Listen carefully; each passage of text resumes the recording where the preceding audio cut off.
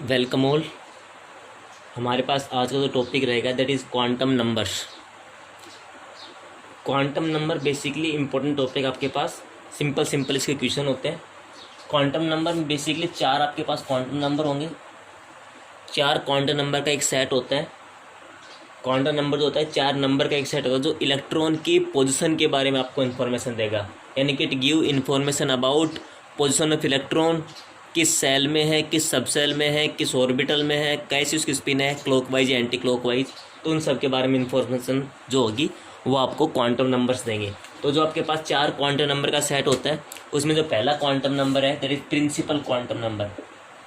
That is principal quantum number. Principal quantum number में जो important बातें पहले वो लिखते हैं भाई। It is denoted by n, small n से इसको लिखते हैं, ठीक है भाई। सेकंड जो आपके पास ये जो आपके पास है ये आपको बताता है एनर्जी ऑफ सेल के बारे में। It give information about energy of shells, ये एनर्जी ऑफ सब आपके पास जो होगी मेन सेल उसके बारे में इंफॉर्मेशन देगा। सेकंड ये आपको इंफॉर्मेशन देगा distance between outer shell and nucleus.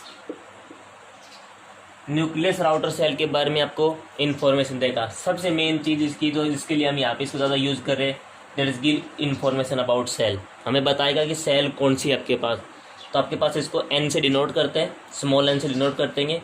Energy of cell के बारे में इन्फॉर्मेशन देगा, डिस्टेंस बताएगा सेल या आउटर सेल और न्यूक्लियस में कितना है, और आपके पास ये सेल के बारे में इन्फॉर्मेशन देगा। एक बात आपने पहले पढ़ रखी है 2n², ठीक है भाई। एक सेल में इलेक्ट्रॉन्स कितने होंगे, maximum electrons in a shell, यहाँ से आपको मिल जाते हैं, ठीक है भाई। आप एन की वैल्यू 1 रखते हैं, आपके पास 2 आंसर आता है। फिर आप 2 रखते हैं, आपके पास 8 आंसर आता है। 3 रखते हैं 18 आता है। फिर आपके पास 4 रखते हैं 32 आता है। 32 से ऊपर जाते नहीं है ये, ठीक है। तो आपके पास मैक्सिमम इलेक्ट्रॉन एक सेल में कितने होंगे वहाँ से आप ये फॉर्मूले से निकाल सकते हैं। नेक्स्ट चीज़ इसकी जो वैल्यूज़ होती है, इसकी जो वैल्यू होती है वो 1 से स्टार्ट होती है।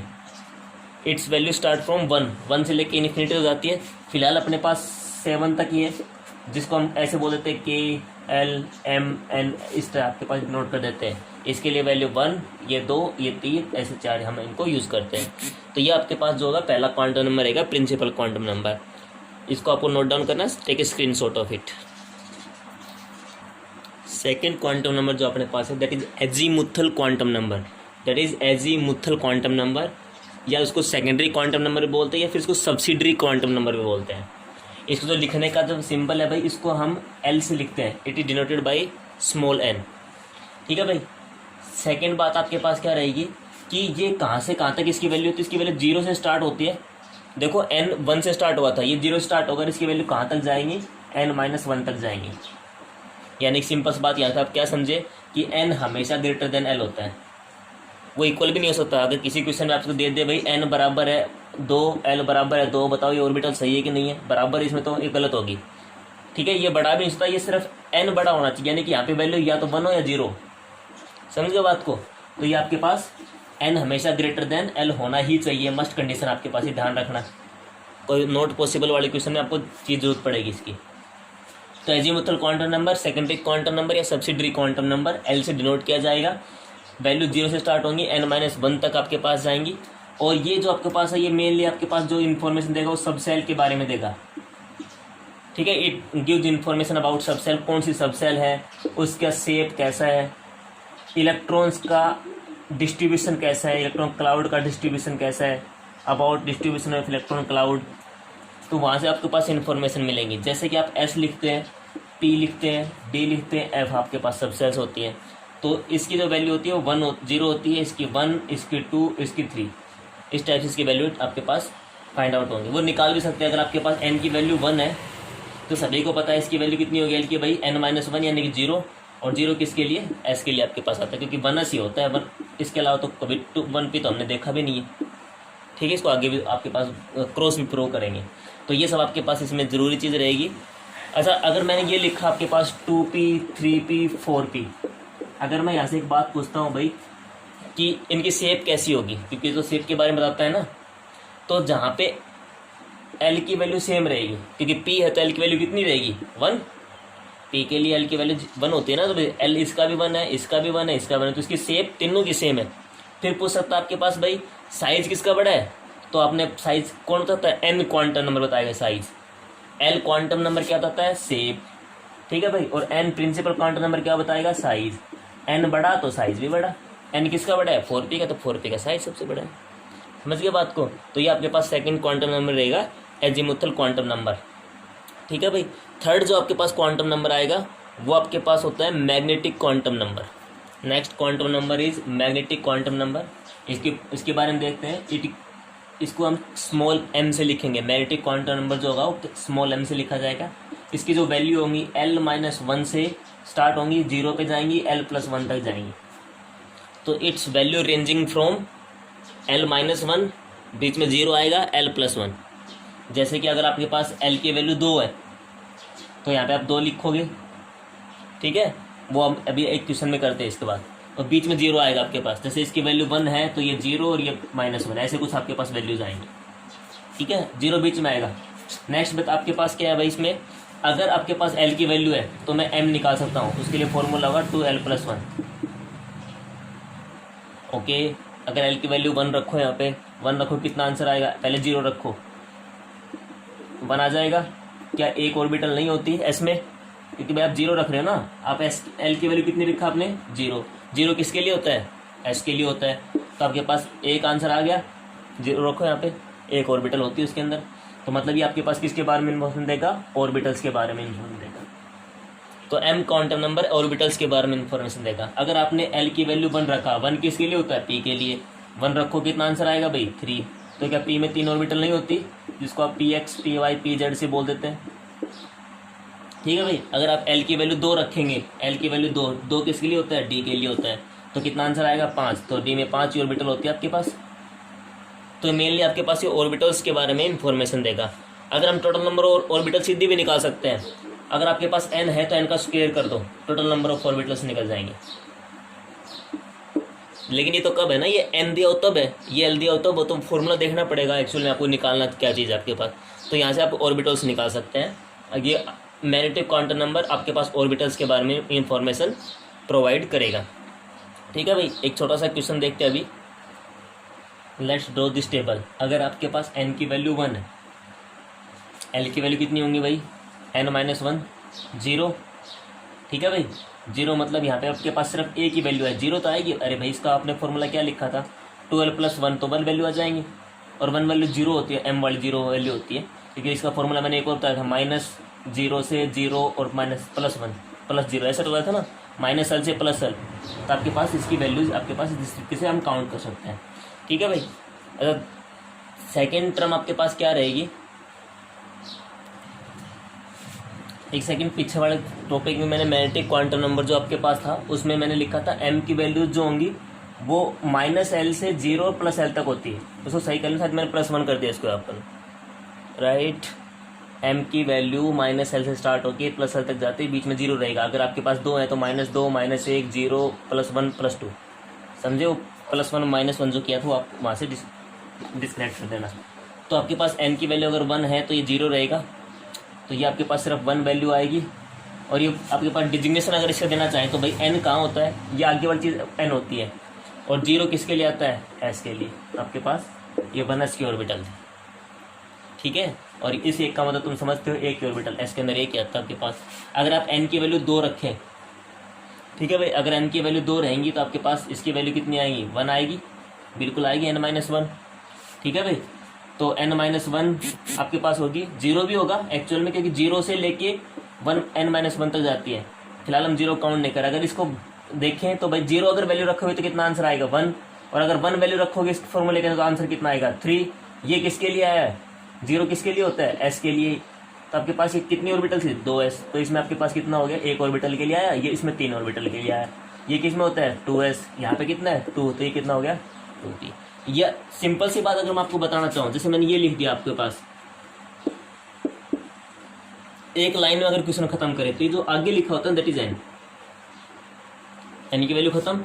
ये जो पीछे लिखा होता है दैट इज सबसेल, यानी कि एजीमुथल क्वांटम नंबर। p है तो p के लिए l कितना होता है, 1, s होता है तो 0, d होता है 2, f होता है तो 3, ठीक है भाई। इसके बाद हम देखते हैं m। एम यहाँ से देखेंगे, इसकी वैल्यू 1 है तो भाई कितने तरह थे मैंने, 0 बीच में, -1 और +1, तो आपके पास 3 वैल्यू हो जाएंगी इसकी। एज इट सिंपल,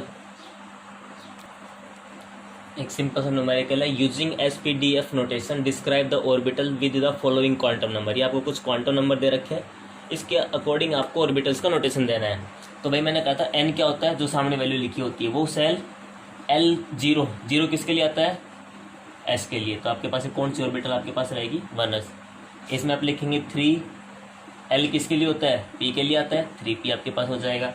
4 किसके लिए आता है, 4 आगे D के लिए कितना आता है, तो S के लिए 0, L की वैल्यू की बात करें तो P के लिए 1, D के लिए आपके पास 2, F के लिए 3, आगे S चलती जाएंगी, तो इसमें 4 और आपके पास, ठीक है भाई। तो ये आपके पास सामने लिखा होगा, ये आपके पास L की वैल्यू है। M की वैल्यू भी असाइन कर सकता है वो, जैसे आपके पास 3 ऑर्बिटल मैंने बताया थी, P के लिए 3 ऑर्बिटल होती है, PX होता है, PY होता है, PZ होता है, ये 3 ऑर्बिटल होती है। तो इसके लिए M की वैल्यू हमने 3 निकाल रखी है, और 3 कौन कौन सी है आपके पास भाई, +1 है, 0 है और -1 है। +1 इसकी वाले की होती है, इसकी -1 इसकी 0, ठीक है। इनकी जो शेप होती है, P वाली ऑर्बिटल की जो शेप आपके पास होती है वो आपके पास, क्योंकि मैग्नेटिक क्वांटम नंबर शेप के बारे में भी कहता है, तो अगर आप ये आपके पास x कोऑर्डिनेट ले लेते हैं, ये y कोऑर्डिनेट है, तो px की शेप ये होगी, डम्बल शेप बोलते हैं। y वाले की शेप ये होगी, सेम शेप है, सिर्फ x बदला है, z वाले की शेप आपके पास ये होगी, ठीक है भाई। डम्बल शेप होती है, जो आपको ये दिख रहा है इसको हम लोब्स बोलते हैं, इसमें इलेक्ट्रॉन मिलते हैं, और ये जो पॉइंट है यहाँ पे इलेक्ट्रॉन मिलेंगे, इसको नोडल पॉइंट बोलेंगे, नोड पॉइंट बोलेंगे। ऐसे अगर डी की देखा जाए तो डी में आपको पता है, डी में आपके पास 5 ऑर्बिटल होती है, डी में आपके पास 5 ऑर्बिटल होंगी, और 5 ऑर्बिटल कौन कौन सी होंगी, DXY, DYZ, DXZ और DX² - y², और लास्ट है आपके पास DZ²। ये आपके पास 5 ऑर्बिटल्स होंगी डी की। डी में जो 4 ऑर्बिटल है स्टार्टिंग की, इसमें आपके पास लोब्स की संख्या वो 4 होंगी, जबकि इसमें सिर्फ 2 ही लोब्स होती है, ठीक है भाई। एस का शेप जो होता है वो सिंपल स्फेरिकल होता है आपके पास, एस का जो शेप होता है वो सिंपल स्फेरिकल होता है। अच्छा, इनमें आपके पास शेप किस टाइप से होंगी, तो पहले वाले की शेप, ये एक्स कोऑर्डिनेट, ये वाई कोऑर्डिनेट, आपके पास एक डंबल दूसरा डंबल, तो डबल डंबल शेप होती है। वाई जेड की करना है तो जेड कोऑर्डिनेट बना लो इसको, और जेड एक्स का करना है तो इसको एक्स कोऑर्डिनेट बना लो, तो इन तीनों तो शेप सेम हुई आपके पास। DX² - y², तो इसमें आपके पास ये कोऑर्डिनेट कटने पड़ेंगे, मतलब इसमें आपके पास बीच से होते जाएंगे, इसमें आपके पास एक्सिस के थ्रू होता है, XY कोऑर्डिनेट आपके पास ये रह जाएगा। DZ² में क्या होता है, जेड जो एक्सिस आपके पास 2 लोब्स खत्म और बीच में एक स्फेरिकल पार्ट, यानी कि अखरोट जैसी शेप होती है, डेफिनेट शेप बोल देते हैं इसकी। तो ये सब आपके पास इसकी शेप्स के बारे में इंफॉर्मेशन है। नेक्स्ट में आपके पास क्या है, जैसे कि एक क्वेश्चन आपको लिखा मिल जाए कि n = 2, L = 1 और m = 0, n = 1, L = 1 और m = 1 या 0। आपको बोले कि इसका जो नोटेशन असाइन करो, तो भाई पहले वाला क्वेश्चन देखो, n2, L1 मतलब P, और m0 किसके लिए होता है, मैंने कहा था 3 वैल्यू होती है, 1, 0 और -1। 0 किसके लिए था, z के लिए, तो आपके पास ये 2pz आपके पास हुआ, राइट। ऐसे इसमें देखो n = 1 है तो 1 लिखेंगे, L किसके लिए है, P के लिए। और भी एक बात बताओ, 1p होता है क्या, नहीं होता, और नहीं होता ये यहाँ से दे सकते हैं, मैंने क्या कहा था, L हमेशा >L होना चाहिए, लेकिन यहाँ तो बराबर है, तो बात तो होगी नहीं, समझ गए। तो कौन सी चीज़ पॉसिबल है, कौन सा नहीं पॉसिबल, वो भी हम यहाँ से नोट कर सकते हैं। एक और सिंपल सा क्वेश्चन है, what is the total number of orbitals present in principal quantum number. Principal quantum number में टोटल नंबर ऑफ आपके पास ऑर्बिटल्स निकालने, तो भाई n की वैल्यू यहाँ पे 3 दी गई है, और अगर n 3 है तो L बताओ कितना हो सकता है, 0 हो सकता है, बिल्कुल हो सकता है, 1 हो सकता है, बिल्कुल, 2 हो सकता है, बिल्कुल, 3 हो सकता है क्या, यस और नो, बिल्कुल नहीं, क्योंकि यहाँ पे n-1 होता है, तो भाई 2 से 3 तो होएगा ही नहीं। और अगर ये आपके पास है तो फिर हम m भी निकाल सकते हैं, निकालो भाई। फॉर्मूला क्या था, 2l + 1, रखेंगे वैल्यू कितनी, 1 वैल्यू आएगी, वो आप वेस्ट एस के लिए आता है, इसमें रखेंगे 1 तो 3 वैल्यूज आएंगी, इसमें रखेंगे तो 5 वैल्यूज आएंगी, ठीक है भाई। ये आपके पास निकालना चाहिए तो लिख भी सकते हैं, आपके पास s ऑर्बिटल, ये p ऑर्बिटल, ये d, तो 1, 3 और 5 कितनी होगी टोटल, 9 ऑर्बिटल एसोसिएट होती हैं। बाकी अगर सीधा निकालना चाहिए तो क्या फॉर्मूला होता है, मैंने n² 3 का स्क्वायर, तो अगर आपको n की वैल्यू दी गई तो आप उसमें ऑर्बिटल्स की वैल्यू को भी फाइंड आउट कर सकते हैं। लास्ट में क्वांटम नंबर जो अपने पास था, जो लास्ट में अपने पास क्वांटम नंबर है दैट इज, लास्ट जो क्वांटम नंबर था अपने पास that is spin quantum number. Spin quantum number क्या होता है, ये इलेक्ट्रॉन की स्पिन के बारे में बताता है।